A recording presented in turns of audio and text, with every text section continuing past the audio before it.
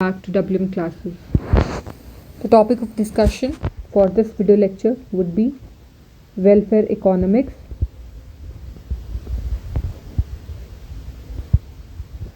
according to classical welfare economics according to classical. So first of all, let me clarify that classical economists did not develop any specific theory of economic welfare. They have not given any specific theory. So there are certain ideas which were given by different proponents of the classical economists, which together we might club in welfare economics under the classicals. Okay, so these ideas are mainly of any specific theory. These ideas, so when we are studying classical welfare economics, some of the economists which we would study or which are important are Smith, Ricardo, and to some extent J.S. Mill as well. So the contribution, little contribution, their sketchy ideas of Smith, Ricardo and J.S. Mill give us some, what we can say, that welfare economics was maybe, the starting point of welfare economics in the classicals. So first of all, let's understand what is Smith saying. So according to Smith, he explains real national income of a nation in terms of its physical output. That how much output is being produced in the nation is the real national income of that nation. So real national income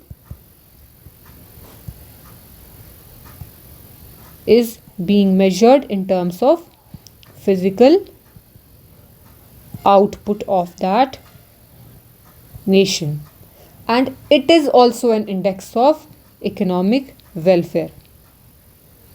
Economic welfare. More would be the physical output, more would be the real national income, and more would be the economic welfare. Now, also important is, according to Smith, the more are the number of laborers. The more are the number of laborers. More is the population. The more would be real national income, which would increase the welfare of the society. So, welfare is a positive function of population. According to Smith, welfare is a positive function of population. More are the number of inhabitants in a nation, more would be the national income or more would be the output of that nation, and hence there would be more welfare. Clear? So Smith is saying two main things. He's saying that the real national income of a nation depends upon how much output, physical output, is being produced in that country. Okay, more will be the physical output, more will be the general welfare of that society. Now, welfare is a positive function of what? Population. According to him, more would be number of people in a country, so people should produce more offsprings. Okay, more would be number of people in an area, according to Smith. More would be number of people in an area, more would be welfare of that state. Now, another important thing is, as we all know that classicals believe in the working of invisible hand, right? Invisible hand of the market, that the market should be set free. There should be no interference from the point of government. Government should not control anything. Market should be left uncontrolled. They believe in invisible hand. They believe in invisible hand. Since every person, each and every individual would want to maximize his own satisfaction, right? Since there is automatic working of the market, invisible hand is working, Every individual would want to maximize its satisfaction. Nobody would want to earn less. Nobody would want to earn less. So in that case, every individual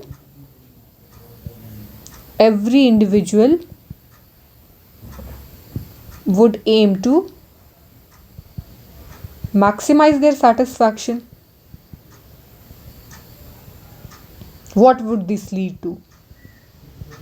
When every individual would want to maximize their satisfaction, it would ultimately lead to more satisfaction of the whole community. That means the satisfaction of the whole community is maximized. That is maximum welfare of the society. So according to classicals, if the market is left in the hands of invisible hand, since each and every individual would want to maximize their satisfaction, that would ultimately lead to maximum welfare in the society. Okay.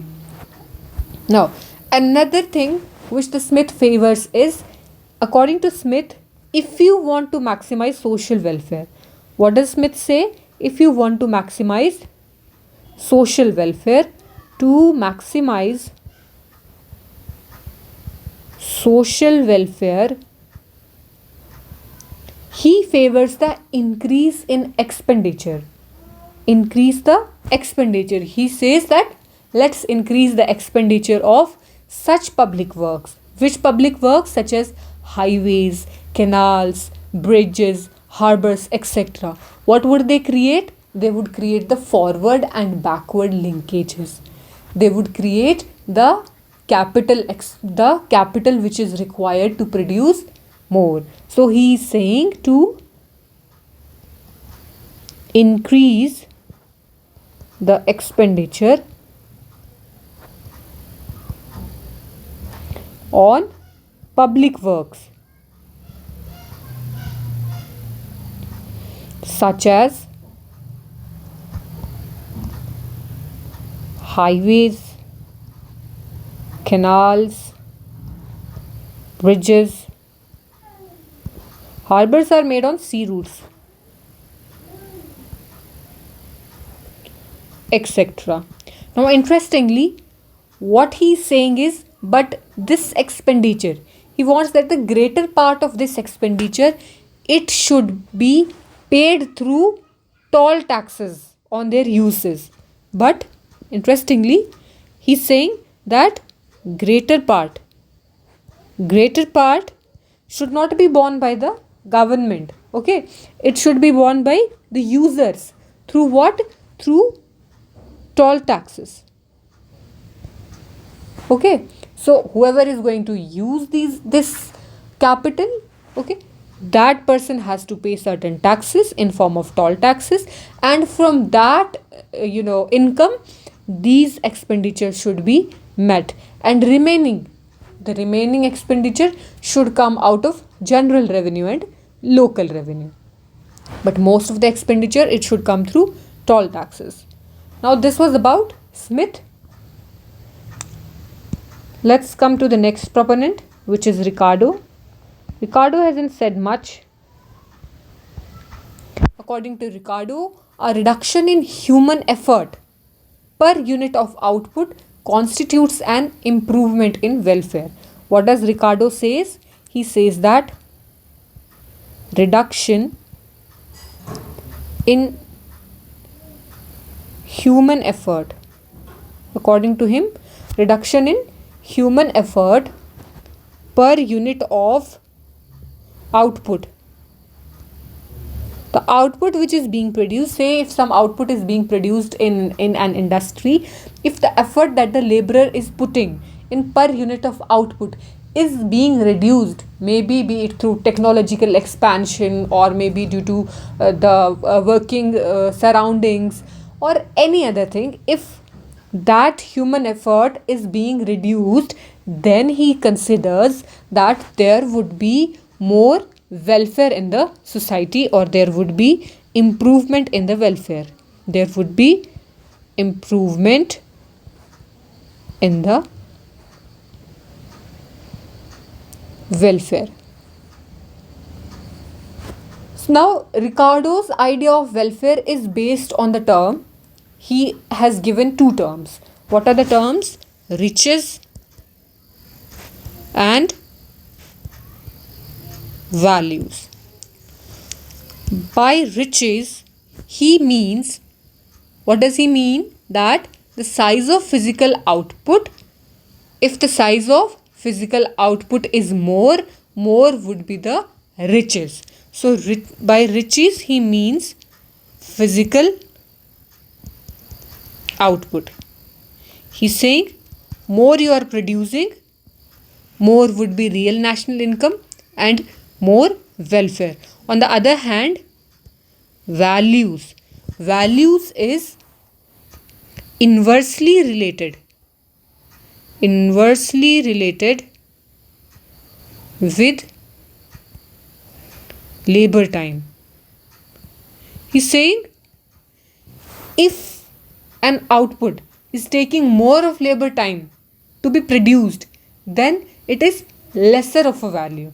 Why? Because then this effort is getting wasted. This labor time could be used somewhere else to produce more efficiently. So according to Ricardo, values are inversely related with labor time. That is, values are a negative index of average productivity of labor. Thus, for Ricardo, we can say that welfare is a matter of minimizing human effort per unit of output. That the human effort must be reduced per unit of output. So, in short, we can say that for Ricardo, welfare is a matter of minimizing human effort per unit of output. Now, one more proponent which we are going to study before concluding this is J.S. Mill. Now, even J.S. Mill does not have anything directly related to welfare economics, but he has some contribution, because according to Mill, a reduction in working hours, when you're reducing the working hours but you're keeping the wages constant, it would inevitably reduce output per man and it would lead to unemployment, obviously. So if you are keeping the wages constant but you're reducing the working hours from say 8 hours to 6 hours, that would lead to reduction in the output. Now when there would be less output, there would be less revenue. If there is less revenue, the producer would not want more laborers, so he might also lay off some workers. That would lead to unemployment. So according to J.S. Mill, reduction in working hours, if you are reducing the working hours while keeping wages constant, this would lead to reduction in output but also cause unemployment. This is one point which was mentioned by J.S. Mill, that this would lead to reduction in welfare also, because if there is unemployment in the society, it would lead to reduction in welfare.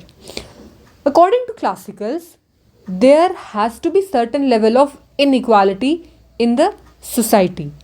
Now, why is this inequality necessary? Because this inequality would provide certain incentives to the individual, right? So people would want to earn more to be at a higher social status. So this inequality, a certain level of inequality is necessary so that it provides incentives to the people. But excessive inequality could lead to social unrest and decreased welfare. So what are classicals saying about inequality? Classicals have also a say in inequality. According to classicals, inequality, a certain level is necessary. Why is it necessary? Because it will provide incentives. But excessive inequality would lead to unrest and reduction in welfare. Now, this entire classical welfare economics was based on utility approach, that if we are increasing the utility of an individual, it would lead to overall increase in the utility of the society, and hence the welfare of the society would be increased. Okay, this was it for classical welfare economics. I hope you gained something from this. Thank you so much.